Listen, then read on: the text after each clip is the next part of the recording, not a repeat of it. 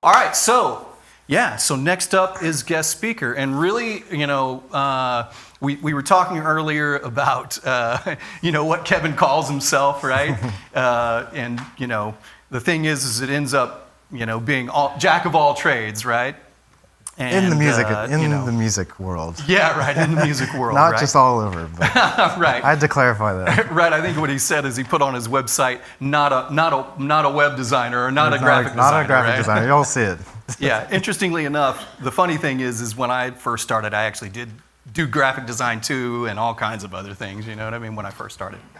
Anyway, but I'll let Kevin tell his story and do all that stuff. So, without further ado, Kevin Butler. All right.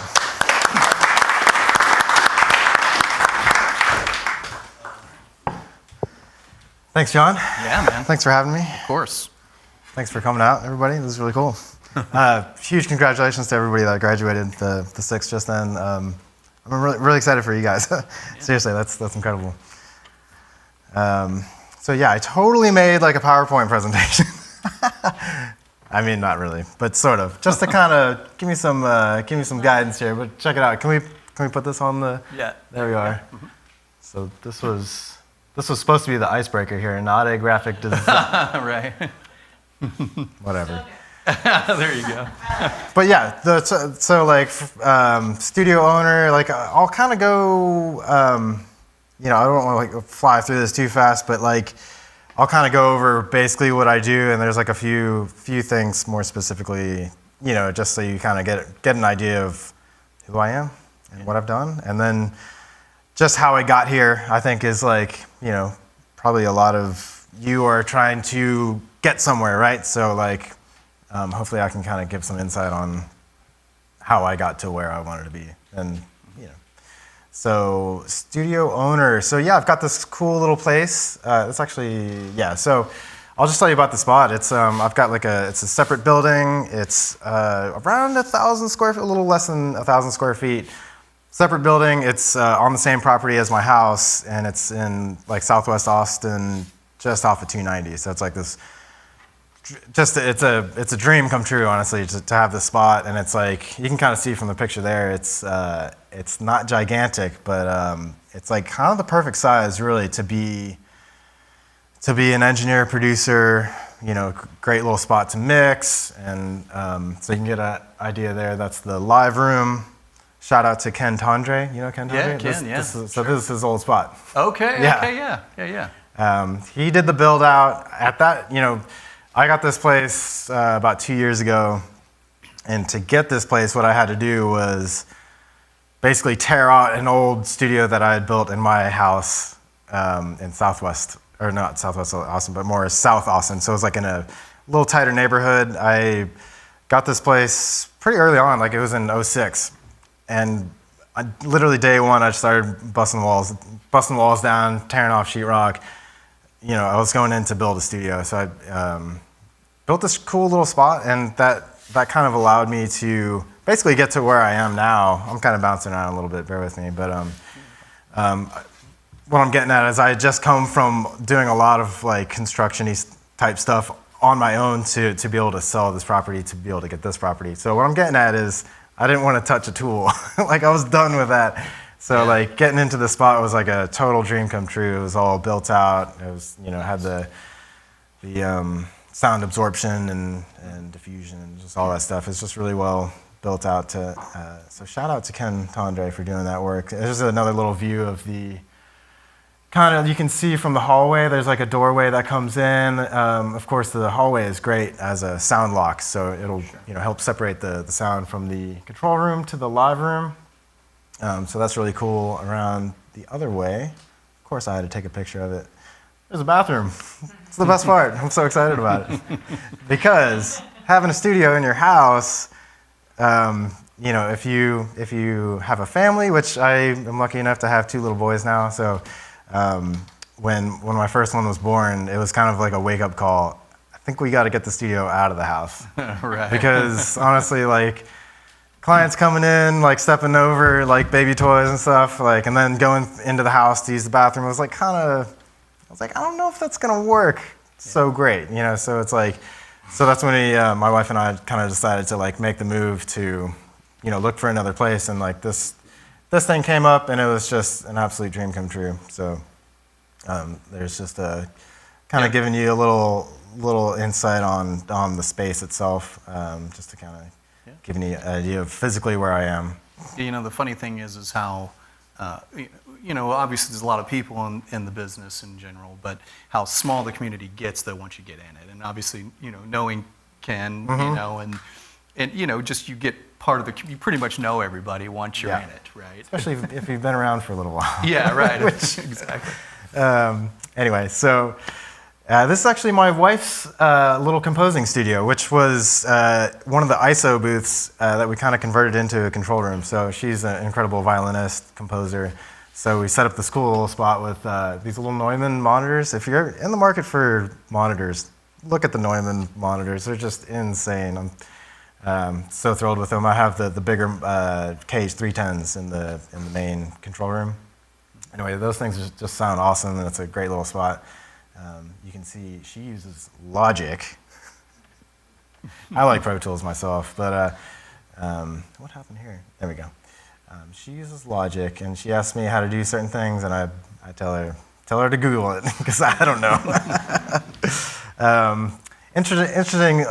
Interestingly enough, I actually started in Logic, and I'm going to bore you guys with some history there. In this sweet little PowerPoint type thing that I made. So anyway, so you have an idea of where I am. As far as what I do, obviously there's recording. It's a great studio for recording and mixing. And it's not just there, so I'll bounce around. I do some work at 12th Street Sound. Anybody heard of that place? It's a beautiful studio in an old church with a 64-channel SSL 9J. It's off the charts. Beautiful space.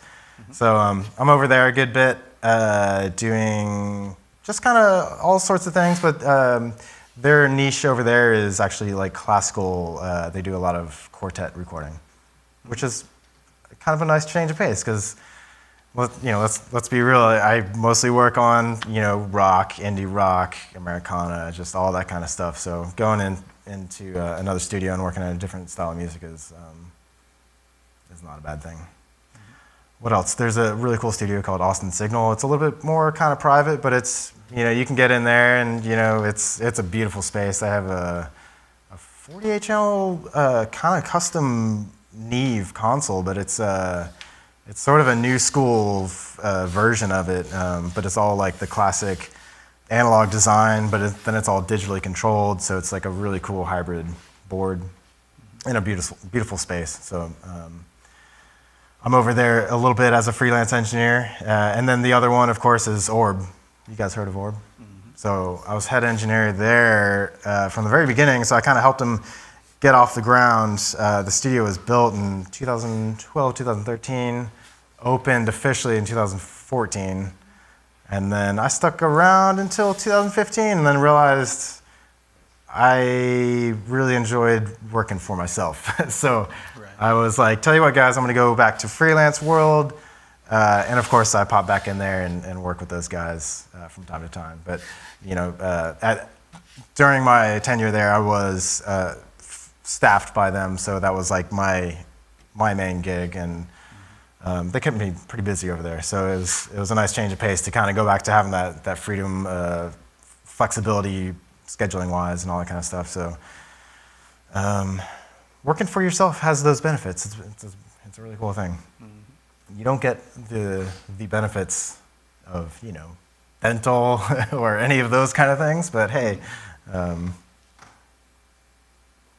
that's for the corporate dudes and gals. Anyway, so I've touched on that. Mastering, that's another thing. I mean, I'd be remiss if I didn't mention the amount of mastering I do, which is just it's amazing that I'm able to help artists out really all around the world. People sending me stuff from all over. I mean, obviously it's going to be more contained within the US, but there's just pretty large handful of producers and engineers that trust me to master their music. So I've been really happy to make that a pretty decent chunk of my workflow. And then I'm gonna touch on this, the artist part. So I'm quite proud of this. I'm in a band called Black Books. I play guitar. I play drums as well, but like guitar is kind of my thing.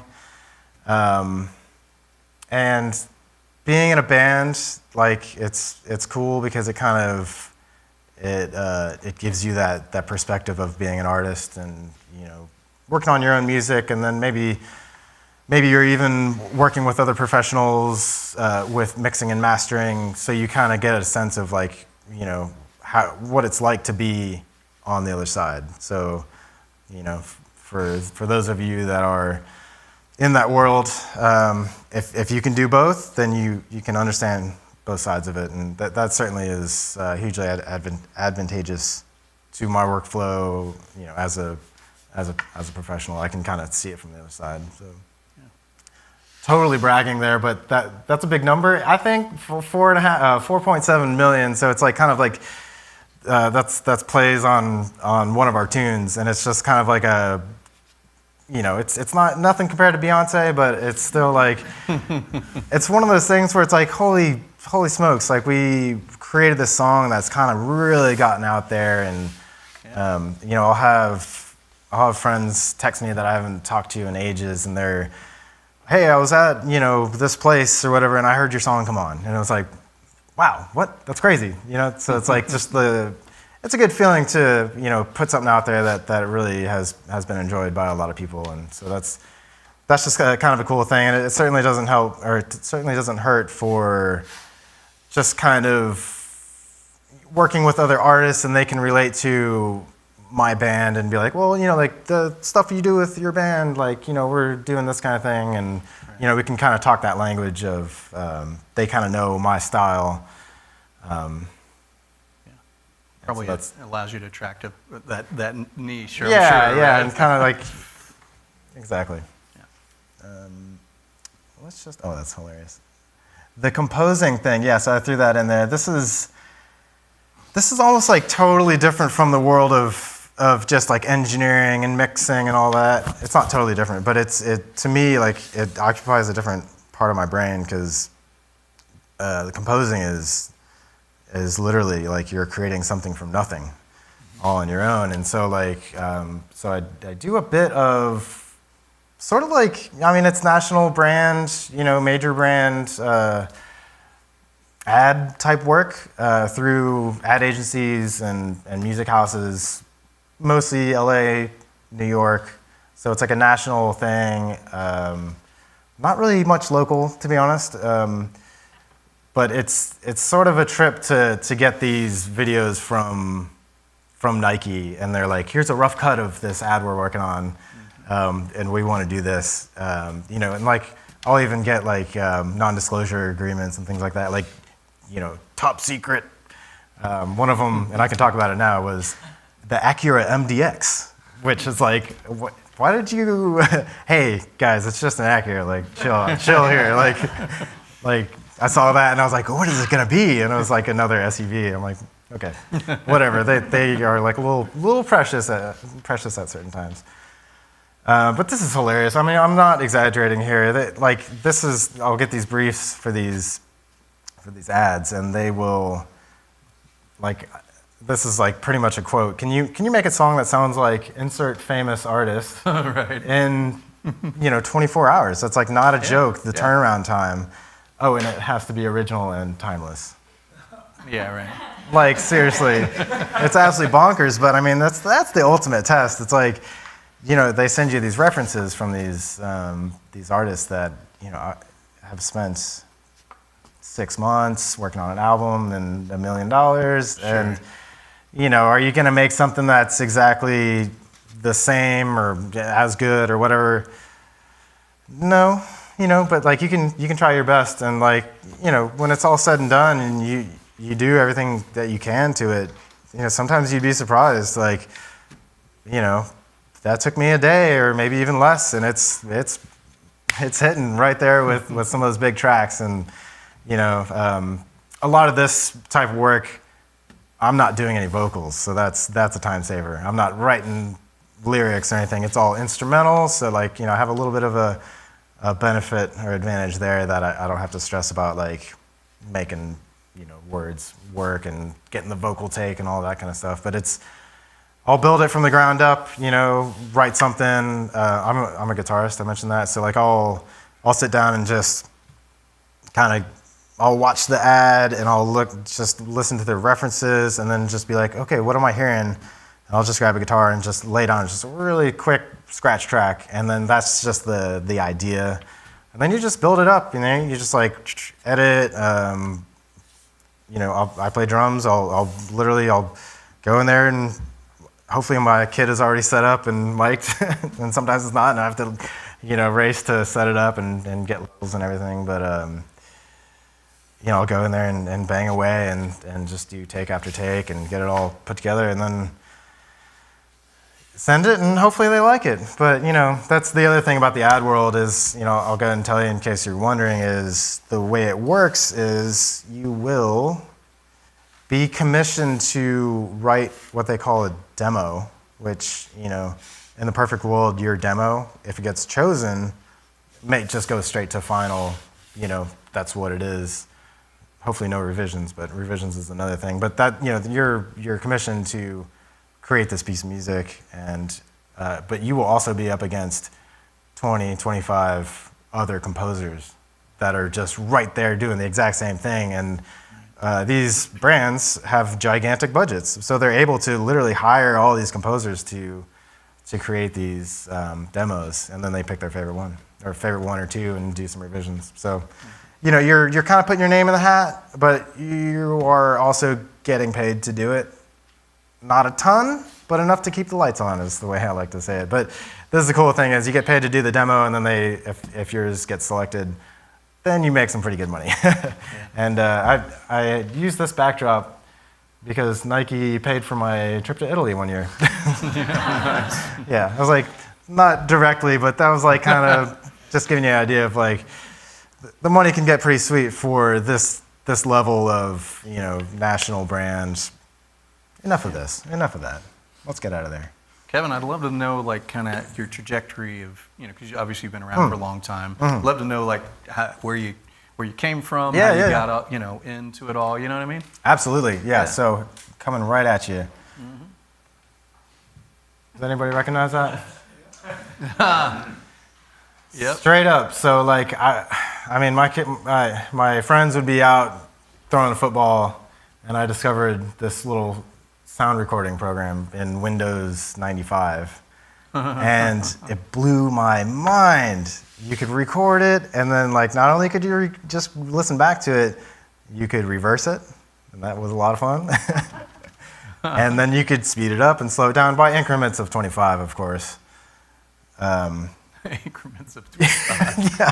All right. But I mean, that was like an absolute trip to me. Like I didn't think those things were possible, and so I would like record something, reverse it, and then figure out how to say that backwards, and then reverse that and see what it sounded like. Just that kind of stuff. It's like just hilarious and fun, and I went down the rabbit hole for sure. But like one of the things that happened shortly after was my cousin Pat hooked me up with a hack copy of FL Studio 3, which came out in 2001. Yeah. So pretty old school there. I don't know, it's not too terrible looking, but like this absolutely blew my mind because I could, make beats. Who doesn't like making beats? It was just like an absolute trip, and I think something about that too, combined with me coming up as a guitarist, just kind of like writing tunes. Now I'm in this world where things are sequenced and very time-specific and, let's just say the word quantized. Like, that was like a new thing to me where all of a sudden I was hearing back something that was like sounded more professional because it was like, it was like very accurate. And so that kind of opened my mind to the possibilities. I'm going to go ahead and fast forward to the next. So this thing just poured gasoline on the fire right here. So this is the Roland VM3100. Like I literally like mowed grass to save up to buy this thing. I think it was like, I don't know what it cost. It wasn't like too terribly expensive in that time. It was like $1,000 or something like that. But 8 channels simultaneous into the computer. I mean, that was like kind of big time for that time.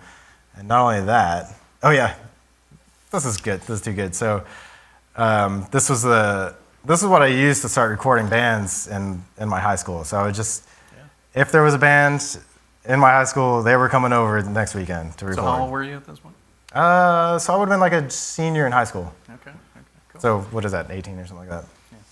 Yeah. So I forced all the bands to come over to my house to record, and I didn't charge them anything. I think at one point, the first time I would charge a band to record an EP, I think I charged them $40. It was just awesome. But like, I mean, I had this thing and I just cranked the pre's all the way. I didn't know what I was doing. Everything was just super smashed and distorted. And I mean, it kind of like, I remember I did this one EP and it was just smashed to bits. And like, but the style of music they were doing, it was just, oh my gosh, like people loved it. Like it was just, I kind of really got away with something there because like this, again, just the style of music. It wouldn't work with anything else, but they were like punk bands and it was just, it was gnarly. So they were stoked and it was like, that kind of like made me realize like, maybe I can like kind of make this thing happen. Like if they're happy, like there's got to be how many other bands that would want to do the same kind of thing and start bumping my rates a little bit, you know? Above $40. Exactly. For the whole record, right? So yeah, I mean, that thing came with Logic 4. I couldn't find a screenshot of Logic 4 for some reason. So here's Logic 5. Remarkably prettier than version 4 was real ugly, but Logic 5. I mean, I guess it hasn't changed too terribly much, but like that's what I was looking at. Like those waveforms are pretty gross looking. Anyway, so I was in that world for a while. So I mean, just I'll connect the dots here. So I'll like kind of fast forward here from that time, which was, you know, '02, graduated high school. My mom had the insight to kind of nudge me this direction. I kind of thought, like, because I have 2 older brothers and they went to like real college and all that. And she kind of saw how that went, which wasn't terrible, but they kind of like, you know, that's not what they wanted to do, and this is what I wanted to do. And so she thought, let's send him off to recording school. So that was a pretty good call. So she sent me to Full Sail in Florida. That's a whole nother crazy thing. I was born in Orlando, and I grew up in Winter Park, Florida, which is exactly where Full Sail is. It was just a crazy coincidence. Anyway, I mean, that couldn't have come at a better time. I mean, coming from these days of just smashing things to bits, not knowing what the heck I was doing, but you know, I was having a blast, like figuring it out on my own. And then I went to a school that told me how things were actually supposed to be done, and it all kind of clicked. I was like, oh yeah, pre and post. I've seen that before, you know. Anyway, so it all kind of came together, and then I at that point figured out the right way to do things, and then, you know, shortly after, like not shortly after, but like a good ways after, figured out how to like do things the wrong way, but in the right way, and like make things messed up and bad sounding in a good way. I think that's like a huge thing of getting really creative in this industry is like doing something the wrong way and then it's just totally working, but you're doing it intentionally the wrong way. I don't know. That's like a whole other thing that you just have to figure out for yourself. Unless you teach that, how to do things the wrong way. I hope we do a little bit, you know what I mean? I mean, you know, the punk record's probably a lot of digital distortion, right? Yeah, I mean, I had to. If it works, I mean, it works. Yeah. I'm sure there's some engineer that heard it and was like, no, exactly. They can't do that, and then fans loved it. Yeah, so what do you get? Happy accidents. And then just like, you know, built a clientele. Like I came out of school, I interned, kind of went fairly traditional route in that regard. Interned at a studio called Music Lane, which is not there anymore. Yeah, I was about to say Music Lane, I don't think so. No, but it was like, there a long time. It was there a good bit. Of course, it was on the original Music Lane off of Academy Drive, off of South Congress, and then they moved to this bigger spot on East 5th, like right off the highway, and had like huge ceiling, like about that, like this. Yeah. Beautiful, big live room, just and they like did corporate awesome. work too, I think, right? Yeah. Yeah. I mean, so, you know, honestly, I wasn't there for a ton of time, but I was there at an interesting time where they were actually what a lot of studios were doing at this time, which was downsizing, and they downsized their entire A room into their B room, which was pretty small. Yeah. But they crammed their console in there. It wasn't a huge console, but it was 30, 48 channels maybe. I mean, it's expensive space down on Oh Fifth Street, gosh. I'm sure. So Oh gosh. Yeah. slowly but surely. So yeah, I was like kind of a part of like untangling 20 years of cables. Oh my God, the rat's nest was unreal. That was fun. But kind of built up a clientele. You know, I was interning at this place, and I was eager to get clients in there.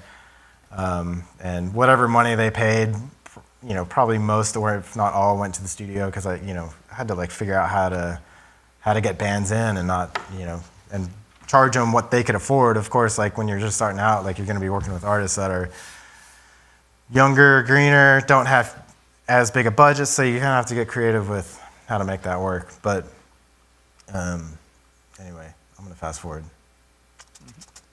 Yeah, I kind of touched on that. In 2006, bought a house, built a studio inside of it, which was a lot of fun, and learned a lot about acoustics. Like that's huge, right? Do you do a bit of acoustics? Yeah, I mean, it depends on which studio and when and where and stuff. Yeah. I mean, you know.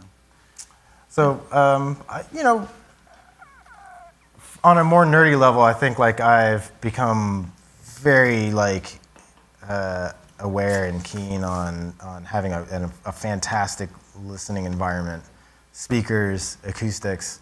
You got to make informed decisions on what you're creating. I think that's like the ultimate. That's where I'm going to be a stickler about, like what mics you're using and all that stuff. Like whatever, you got to know what you're hearing to make the right decisions, and for it to translate to everybody else, you know, because you can make something sound awesome in your studio that's not calibrated, and then you take it somewhere else and it's. Yeah. 2023. I'm here with you now, and hopefully we're having a great time. We're having a great time. There you go. Cool. That's the spot. I Yeah. could go more. Yeah. I can go more. Like I don't want to go too philosophical, but there's some things I'd love to touch on if there's time. Is there time? Do you want to open it up to questions and then Maybe not see? quite. If it's okay, not quite. Or like when's no, question go right time? ahead, man. Do When's your question thing. time? Okay, so y'all doing okay? Everybody good? Yes, sir. Awesome. Yeah. So I'm having fun here. What makes a good producer engineer? I mean, this is like, you know, just being cool, knowing how to talk to people. Like, I think a big part of it, I'm not even looking at my notes, but like just having tons of patience. I think it's like, that's going to be your secret weapon in surviving in this world. You know, you say producer engineer. Do you distinguish that for you, or is it always the same? It's interesting. Early on for me, I was. And do you mind just describe a little bit, because some people Yeah, may not I mean, know. I was What's like- the difference between a producer and an engineer? Yeah, so early on, I was a heavy-handed engineer, which at that point I didn't realize it, but I was producing by switching things out. Play this guitar instead of that guitar. What happens if you play that note instead? Well, that doesn't sound right. Just all that kind of stuff. That's producing. You know, it can go as far as changing arrangements and things like that. That's like a more extreme case of producing, or that would be a classic example, I think, is changing arrangements or tempos or song structures, forms, whatever. So engineering, you know, so that was me in that day, and like kind of leading up to actually when I started working for Orb, actually just before that, Matt Noveski, right? Mm-hmm. Yep. Awesome dude, awesome producer. I started working with him a whole bunch, and at that point I kind of had to learn how to not be that heavy-handed engineer, which was like kind of a little bit of a wake-up call, but I learned a lot by, you know, like, and then learning when to not say the thing you want to say. And that's hard to do, but, you know, like that was like a new world for me, and I learned a lot, and I learned to definitely just kind of separate those roles of the producer and engineer. By the way, Matt is a musician and producer only. He's not an engineer, right? So, Yeah. So, and you can get in big trouble in the studio if you overstep the producer as an engineer. So Yeah. you got to be a little careful about Yeah. the balance there. I'm surprised he didn't fire me on day one. I mean, I was like, but working with him, yeah, I mean, that certainly led to a lot of cool things for me. So props to Matt Noveski. He's a super rad guy.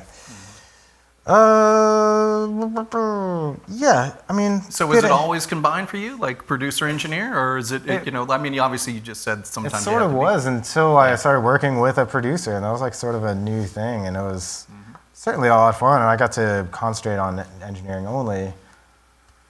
Not to mention learning a lot of cool production ideas from him. He's a great producer. Right. Be creative. That was my last note on there. I couldn't not say it. Technical stuff. Yeah, more technical stuff. If you're getting something to try to sound good, like, what's the instrument sound like? Please take some time to get that sounding right. Tune the tom, put a moon gel on there, or take the dampening off. Does it sound better if it rings more?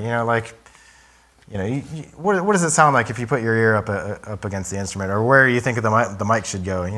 Really try to think about those things. I think that's important. I'm going into like lesson world here. I don't mean to do that, but no, we'll skip that. Do you have an idea of what makes a good sound? I mean, like for you. I mean, like. Yeah, I mean, it's certainly subjective, but the song should inform that. Right. So that's the biggest thing. Is like, what does the song call for? Maybe it calls for a guitar that, like, when you strum the chord, like, it rings for a half a second because the strings are so dead. Yeah. Love that. So, new and nice is not better. Yeah. A lot of y'all know that. It's not a big deal. Mm-hmm. I have like 2 more little technical bits that I'd love to, just because these are some of the things I wish I knew early on. EQing. I used to think that if there was a top-endy instrument, it needed more top end. That is like absolutely not the case. But like, I think in my mind, it's just like more extreme the better. So you got a kick drum, boost the lows, like, let's get crazy here. And then like, I would just overcook it big time. Like, go easy with that. Right. And then like, mids, the mid frequencies, like that's the most important part of your mix. Like, make all your multi-tracks have a nice mid-range that work together in the mix. Mm-hmm. You know what I mean? And like, I love this. Like, this is how you can tell the difference between like a bad mix and a good mix is the top end. If the sibilance of the vocals is like getting kind of covered up by the top end of the instruments, that's like never gonna sound good. Like, you want the clarity in the top end of the vocals to be king. Or else you're not going to be able to hear what's going on. Interestingly enough, I think that's one of the things too that it is the feature of everything from U87 up, right? Is that sibilance at the top that in my opinion, right? I mean, that's where if you are going to spend a ton of money on a mic and it gets expensive, it's because of what it does on the top end that you can make brilliant in the mix.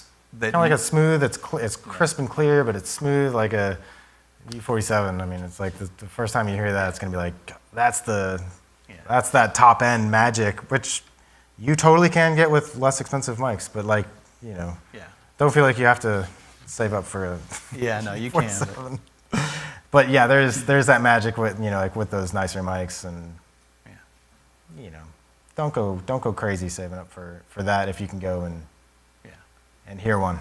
Anyway, real quick about compression, because like compression, at the beginning, it's like, what is compression? You apply more compression. Like for me, at the beginning of it, I was like, I can't even hear what's happening. It's like, it's sort of a subtle thing, but it's like, obviously it reduces the dynamic range, which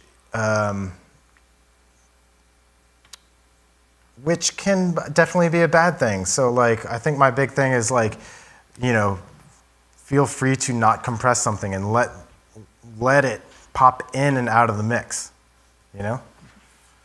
So less compression is a good thing, except for vocals. Smash it to bits, whatever.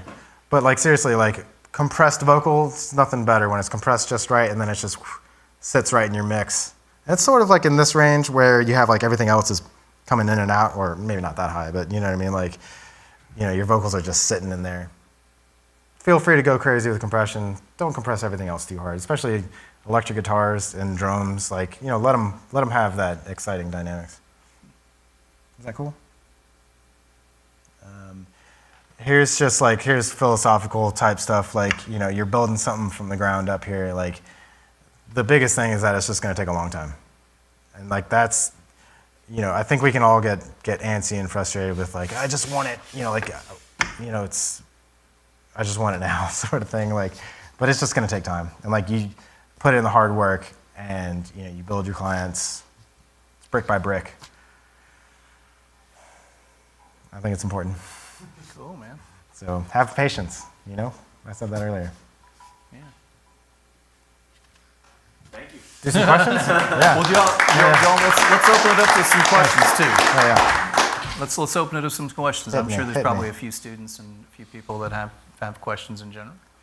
Let's do that if anybody does. Yeah, what you got? How can someone like us kind of get into that producer thing that you were getting into? Yeah, like just working with artists and. Or like the ads? Oh yeah, that one. I mean, I had a really strange way of getting into it, which is y'all know Mr. Gaddy's Pizza. Yep. They ran a contest. It was like in the. Did you remember this? No, I don't. It was like it was like around 2009, 2010. And I did one because kind of everybody was doing it at that time, and I did one, and it turned out pretty awesome, and like it didn't get picked, right? But some people heard it that worked in the ad world, and like the next day it was like, hey, I got something for you. Yeah. And so it's just one of those things, I think, where it's like you do the work, it's out there, hopefully somebody hears it. That was the thing, and it was a guy that I sort of knew already, and he had like gone off to New York and interned for a music house, and he was kind of getting in that world. Like he kind of did it the hard way. Like he like moved to New York and like interned and all that. So like, but he started. He became a composer, and then like I kept bugging him for work, and then when I did the Gaddy's thing, he was like, okay, here's something. Yeah. Well, And there are curators too, right? So all those for all that advertising, there's people who are going out to find talent.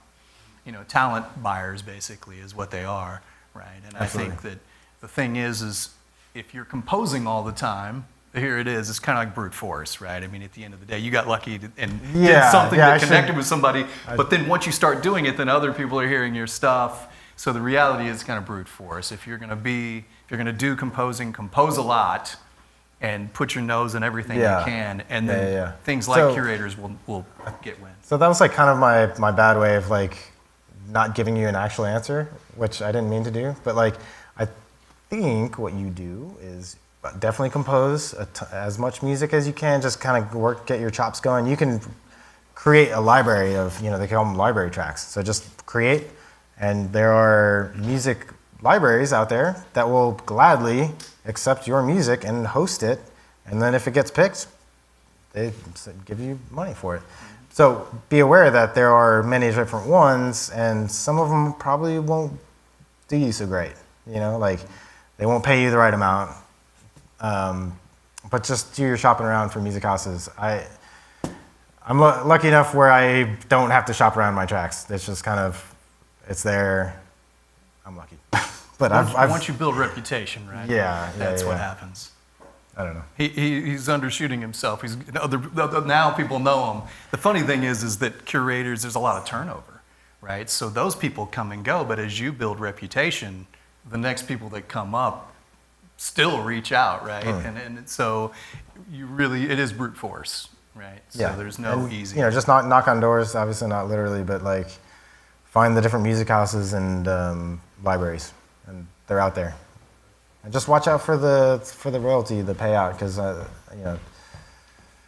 some won't do you so good with like percentages. Yeah. Cool. What else? What you got? When you were talking about your mastering work and getting a lot of people all over the world, different producers, I know a lot of this is maybe like other engineers that you've already known before this. Like when you were building up to get your mastering clients, was it all people you already knew before, or is there other places that you were like almost kind of marketing yourself to reach out to other people, or is it all organic? So the first thing that really came in was a producer in Dallas. Oh yeah, this is what it is. So I was playing in another band called Reddening West, and I of course recorded and mixed everything. And then when it came to mastering, I just sort of been doing it long enough to where at that point there were some mastering engineers that I'd been using, and then I just felt like I got to a point where I was just really happy with what I was doing on my own, and like, you know, I definitely have to kind of say this, that was over the span of 15 years of kind of tinkering with this world of mastering. So it's like, I don't take that lightly with, you know, like with the amount of experience that you need to call yourself a mastering engineer. I mean, certainly you can go for it and just, you know, I master music, which is fine. But, you know, at that point I mastered my own album. They kind of say you're not supposed to do that. I did it anyway. So I did that, and then it landed in a music house group of songs. It's actually called Music Playground. You can look them up. Music Playground is awesome for submitting songs and getting it synced and all that kind of stuff. So another producer, composer who's working with Music Playground heard that album, and he said, "Who mastered that?" And they told him, and then, you know, the next day he's sending me work.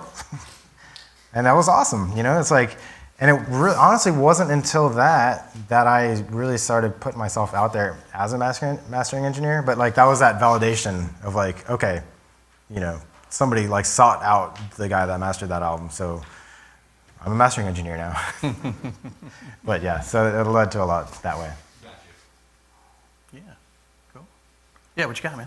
I was just interested if you wanted to speak a little more on like being a staffed, you know, studio engineer versus starting your own thing. Yeah. I touched on that a little bit here. To my knowledge, there's not a ton of staff engineer jobs.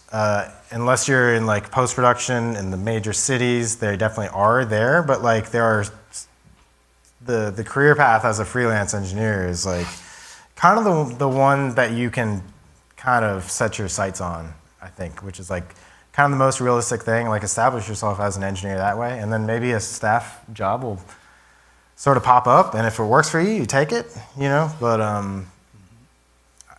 yeah, I don't know, maybe you know more about that as far as like the market and whatnot.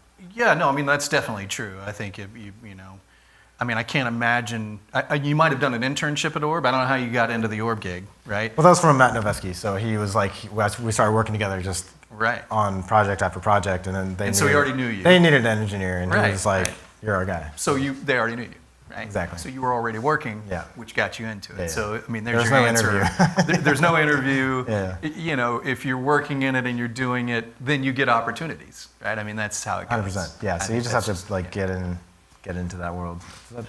Yeah. I don't think, if you want my 2 cents about that, I mean, I think it doesn't mean it would never happen, so I would never not send out resumes. Oh yeah. But the likelihood you're going to come out of school even and not have a relationship with somebody, send a resume that they're going to hire you somewhere full time would be Yeah, you have to be almost realistic. not realistic, or Yeah, you yeah. know, because that's just not how it works. It's just But the if you're in the industry. studio making records and you're doing stuff, then yeah, definitely, right? 100%. So. 100%. Yeah. The other thing, I'll say this, getting things going, I had like kind of the perfect side job, which was like still in the music world, but I was working at Straight Music, Okay. part-time. Right. Yeah. but just enough hours to get the discount. So like I was just like buying gear, like the whole paycheck just straight into buying gear, and like that was like the kind of thing that like kind of helped make that work. So you know nowadays you can like go on Reverb.com and find stuff for pretty cheap, but that was like kind of a cool way to make things work. Yeah, cool. What else y'all got? Any final questions? We're gonna kind of wrap up here in just a minute, but do we have any one last question? I have one last one, but anybody else have a last question?